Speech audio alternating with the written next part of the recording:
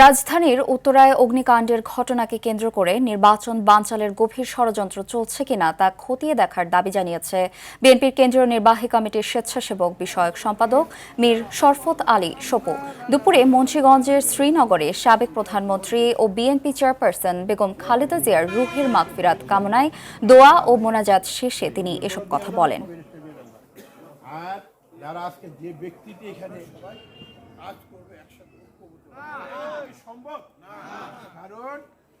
আজকে ঢাকায় যে অগ্নিকাণ্ড হয়েছে, 6 জন মারা গিয়েছে, এটা অত্যন্ত দুঃখজনক ঘটনা। আমি সেই সব পরিবারের প্রতি সমবেদনা জ্ঞাপন করছি, তাদেরকে ধৈর্য ধরার জন্য।